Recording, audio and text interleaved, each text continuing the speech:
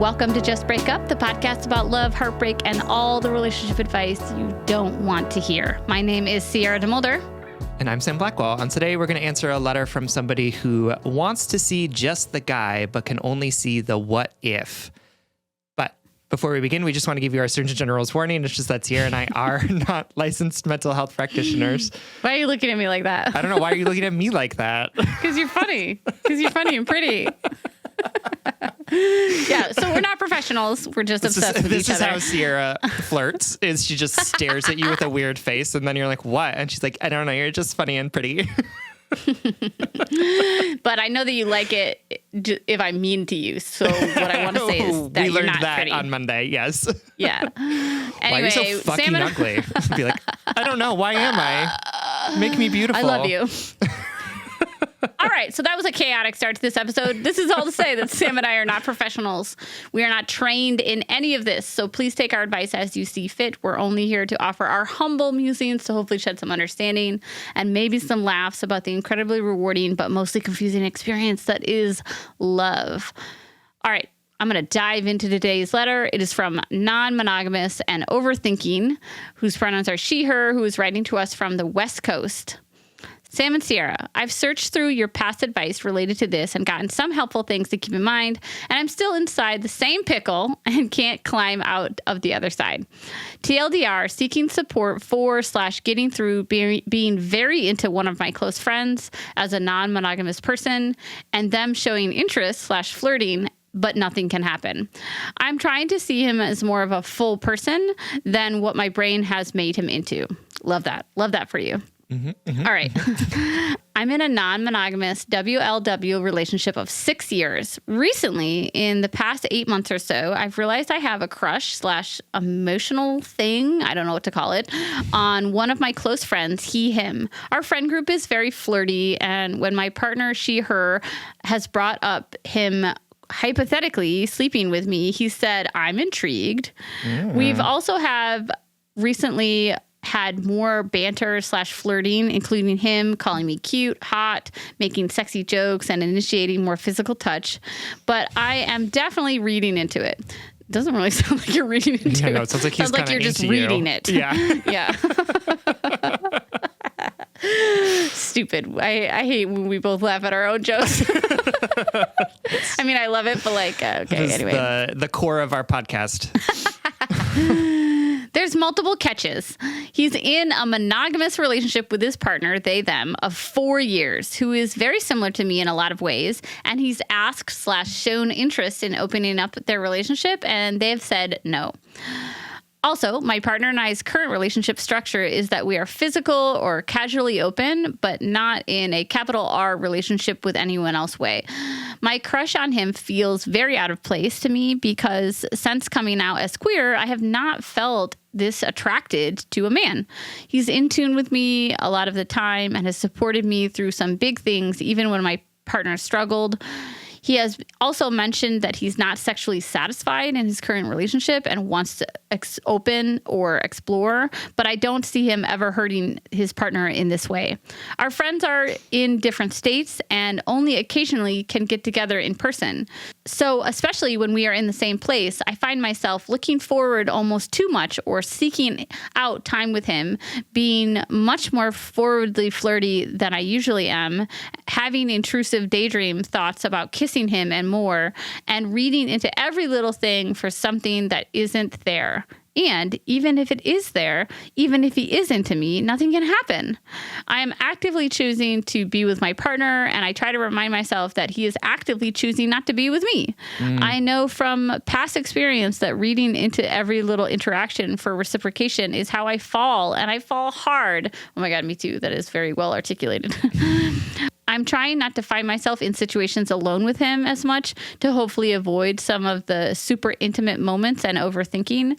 I also am constantly reminding myself of his flaws and the things I know that aren't compatible between us. I don't think telling the friend will help. I may tell my partner eventually just to get it out there and to reassure her of all of the things I am doing to move forward through this.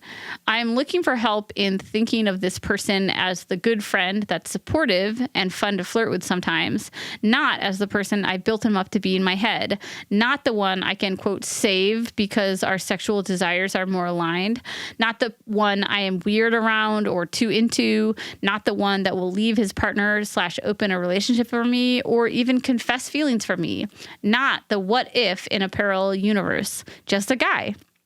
Even if you don't answer this letter, I appreciate all your help. My partner and I have grown and communicated using JBU language a lot, and I can't thank you enough.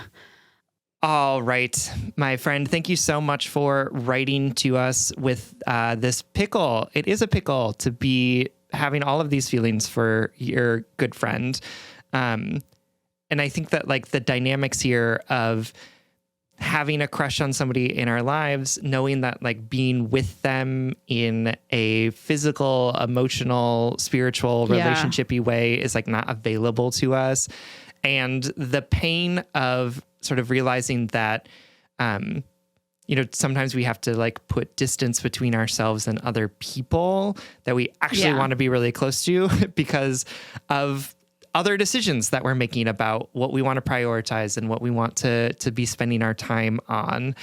But it doesn't make it any easier to have this unrequited crush, right? Especially when it kind of sounds like the crush is requited a little bit, right? Like you're not reading into anything. It's like, there's like, it's like there's right there. something there. Yeah, definitely. It doesn't mean, Yeah.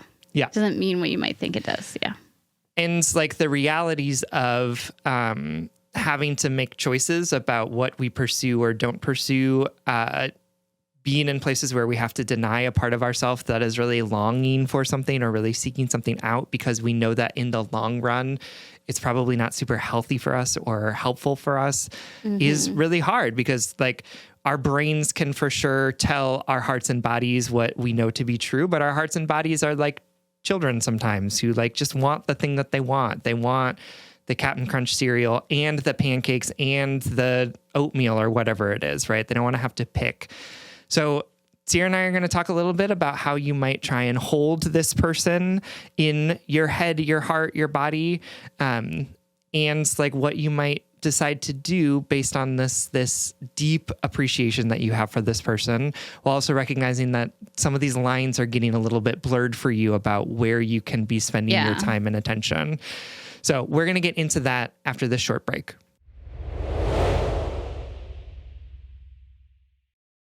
All right, my darling.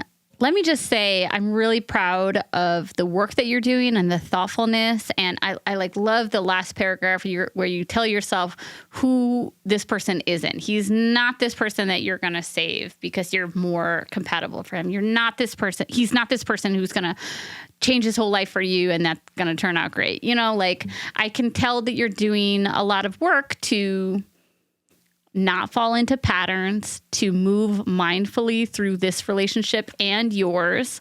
And I really appreciate that. I think that's very awesome and attractive and mature of you.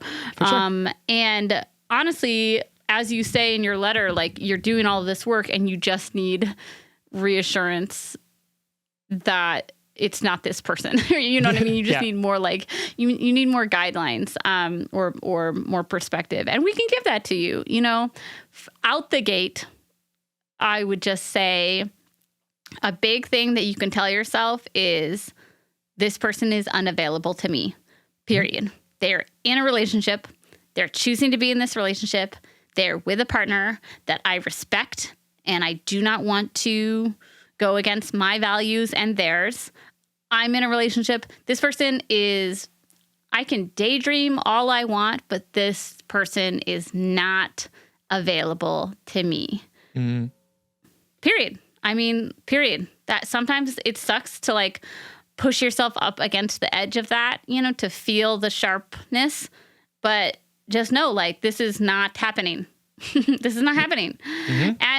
And I know that like, I think something that I've done in the process of demonogamizing my mind and the way I approach relationships, it might sound a little like, I guess like backwards to be like, he's in a relationship and it's not available to me. But right now, it sounds like what you need is boundaries. You need barriers. You need hard lines and no gray area. So that's why I'm being so blatant about that, because as you've noticed, it's probably not a safe place for you to daydream in or about him, opening up his relationship or leaving his partner, or you guys doing something that would alter the safety or agreed upon parameters of their relationship. Do you know what I mean? Mm-hmm. That's why I'm saying that. Not that he couldn't choose to do that, but that's not what you wrote in about, right? You didn't write in about, I want to convince him to do this, or will he do this? You're saying, I want to stop thinking about this friend like this. So here's the hard and fast. He is not available to you. This cannot happen. Yep. And also, like, to be clear, we're saying that not in a way to make you feel like bad about the fact that you have this crush on this person, not. right? Like, there's nothing shameful about this. There's nothing gross or weird or uncomfortable. I have done this mental gymnastics a billion times. Yeah, absolutely. Like, he sounds like a great guy. He sounds like somebody who you have a lot of physical chemistry with. He sounds like somebody who is like showing you reciprocation for your feelings. So, like, I don't know, it makes a ton of sense to me that you would have a crush on somebody like this. Yeah. Like, and there's nothing shameful about that, right? Like, we're going to have crushes on people who are not for us, right? We're going to have crushes on people who are our friends or who are close to us or whatever it might be. Like, that is okay. That is human interaction. Yep, absolutely. And I say that because, like, sometimes, the shame drives us into these like repeating patterns over and over again, where it's like, oh my God, I shouldn't be thinking that. Oh my God, oh my God, oh my God. And it's like, no, you can think it. Like, that's fine, right? Like, it's okay to have a crush. It's okay to daydream about this person. It's okay to think about like, oh, what would happen if, like, that's fine. You don't have to like shame yourself into it, as long as you're also holding the reality of this person is not somebody who I can be with, right? Like, and both of those things are true at the same time. You can have this crush, and you can also recognize that this crush is not some place where you're going to be able to spend a lot of time, right? You're not going to be able to act on it. And I say that because I think that helps it, at least when I am in these types of situations, it helps hold it. Yes, it makes it easier to hold for me, right? Instead of it being like skittering around my body, instead I'm just like, oh no, we can bring this out into the light here, right? I have a crush on this person. Period. Yep. Cool. This is a thing that I do. This is a thing that my heart, my head, my body does, is like I develop feelings for people. That's normal. And I am choosing not to be with this person because of all of these different reasons that I know to be true. But that doesn't mean that the crush is going to go away. And just because I have these feelings doesn't mean I also don't know that this isn't a place where I should be doing anything, right? Like, I am a capable person who is able to hold my feelings for this person with the idea that, like, I'm not going to actually act on this.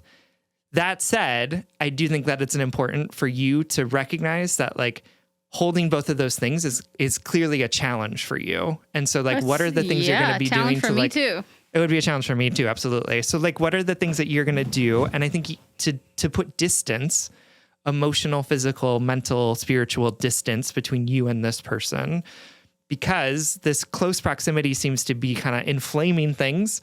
And this close proximity, honestly, might lead to something that is going to be outside of your values. Like, I have been a person who has been like, oh, I can handle this, and then gone into a situation and been like, oh, I cannot. I could not handle that. I couldn't. This is not a good place for me to be. That is so real. I think that's such a good thing to bring up, because I was sitting here as you were talking, and I was like picturing this flirty friend group that obviously has, healthy and progressive understandings about, relationships and ownership and all of that toxicity that comes with monogamy. Like, I don't want my answer to be like, you can't flirt with your friends.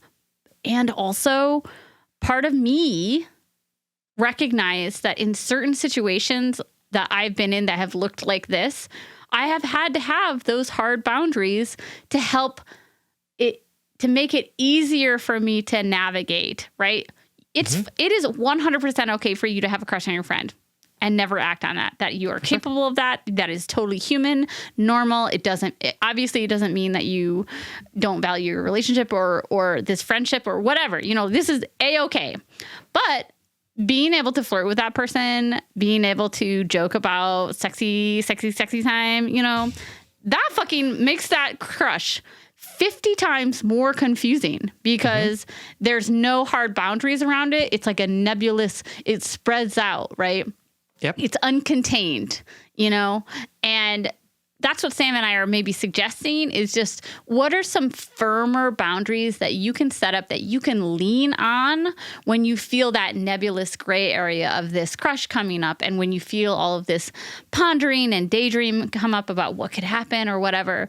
If I was in your shoes and in your relationship, I would do two things. I would tell my partner, because I think you're right. I think if you have a relationship in which your partner can receive this information, I think you're being really healthy and really intentional about moving forward through this, and your partner could help you with it, you know? Because why I say that is because the first thing I would say is I would ask your partner for support to be like, hey, can we not joke about sexy things around that person? Or like, I don't want to joke about me sleeping with them because I'm trying to recategorize them in my brain because this gray area is becoming tricky for me. You know, it's becoming arduous or whatever. And the second thing I would do is just reinforce what you've already tried to do, which is no alone time. And like, you know, if you don't want to feel desire for him, then you have to cut off the avenues to desire. And I that maybe sounds like a poopy party pooper sort of thing. A poopy party pooper? Absolutely. Yeah. You know, because like, you know, I like to touch my friends. I'm very physical. And that might go against, you know, your existing modes of interacting with your friends. Right. Mm-hmm. And also like hugging, touching, rubbing, petting, you know, a friend of mine that I wanted to do more with would make that really hard, you know? Mm-hmm. Yeah, no, so absolutely. I'm a party pooper is what I'm trying to say. Yeah. Well, this is like a party where you're like, oh God, this isn't going to go well, right? Like, this is going to burn the whole house down. So we need to like, do I want to be at this party? Yeah, absolutely. Yeah. And I think that's absolutely right. And I think that, you know, if he is flirty with you, if he says things to you, you don't have to reciprocate it, right? Like, yeah, cool, dude. Have a good summer. Absolutely. And I think also like kind of coaching him too around like what the dynamics of your relationship are going to look like now that it can't be flirty, that it can't be touchy. Like, I think that that's okay, right? Like not coaching him out loud, but like showing like if he touches you, like pulling away, or like if he says something like you're hot, like not responding to it. Like, the issue here is that you have to like start to close down some of those doors, not just for you in terms of like how you're reaching out to him, but also closing those doors when he is trying to reach out to you to show that like this isn't going to happen. And easier said than done, of course, because like, whew, our brains flood our bodies with chemicals when we're around somebody we have a crush on. All sorts of things get all warm and red and tingly, but right, like our bodies and our bodies don't get to decide exactly what we do in every situation, right? Like we have the power to remove ourselves from situations that are making us uncomfortable, to, you know, decide how we want to respond to things and not just react to them. And it's challenging for sure. And it's probably going to change the dynamics of your relationship with this person, which is also like another layer of suck, right? Like it's going to probably impact how close you are. But remember that closeness is leading you down a path that you have said to us out loud is not a path that you want to be walking down, that it's not going to be good for your relationship, for his relationship, for the relationship that you have with him, right? Like it just is like not a safe path for you to be. So how do you figure out how to get to that next path? It's probably going to be by putting more distance between you and this person, and by not initiating or reciprocating stuff that is like a direction to that path, something that's going to pull you to that path that you don't want to be on. Which said it perfectly. Because he's like, I'm sure he's real cute, and that he like, his touch is really fun. I know that feeling. And also, I don't know, he's not a good person for you in this moment, right? He's also just a dude. Just a guy. Just a guy. Like pick a fight with him while he's drunk.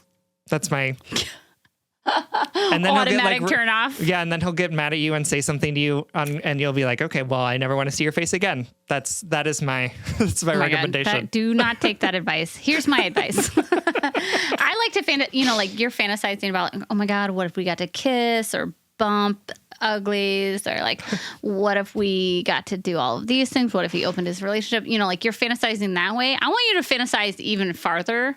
Like, okay, what if we do that? Yeah. What's the next thing that happens? Yes. Okay, so what happens? How does their relationship change? How does your relationship change? What do you do if it's like the best sex you've ever had in your entire life?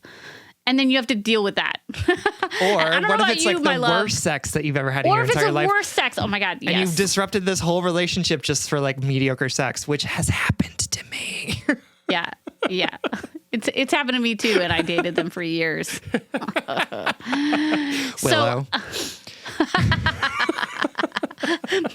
We are not being kind. I already shared the wallet story this week. Willow, you're great in bed. Willow, if you're listening, you're great in bed. She would never.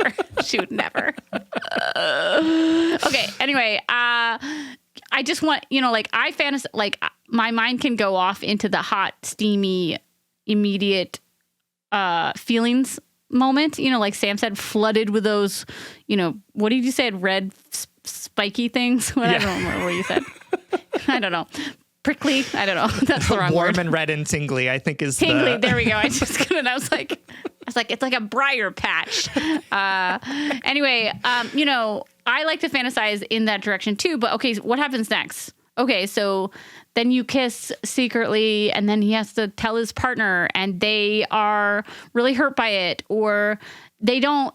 They break up, and then you have to figure out how to have this new. Like it just is. It's always more complicated than the immediate. What's it called?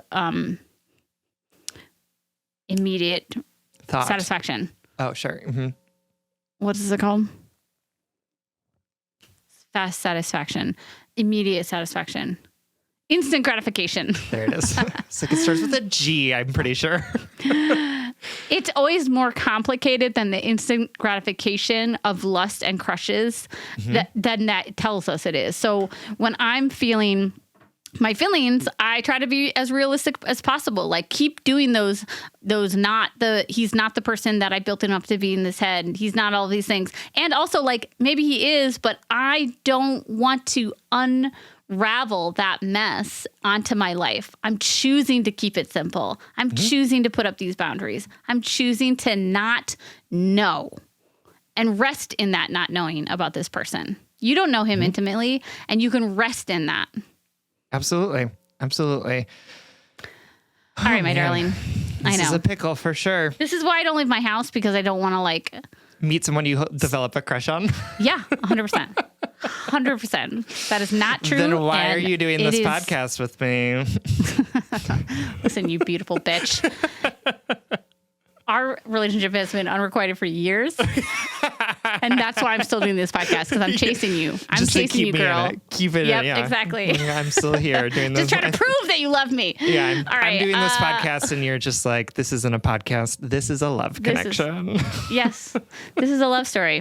It's just the prologue for fucking 15 years. One day I will see their butt. Okay. My darling letter writer, thank you so much for writing and trusting us with this letter. I know you can do it. I know it's going to be a little uncomfortable, but I know you're going to find a greater peace once you work through this discomfort. Absolutely. Absolutely. Thank you so much for writing. We love you. We love you. All right, so it's Friday, and that brings us to our blind date segment. Every week, we like to shout out something that we love, that we want to set you up with. And this week, we are sending you home with a book called Bloom by Anthony Panetta. Yep, that seems right. And Savannah Gonoshow. It's a graphic novel. It's like a young adult graphic novel. It's about a boy who just graduated high school. His name is Ari.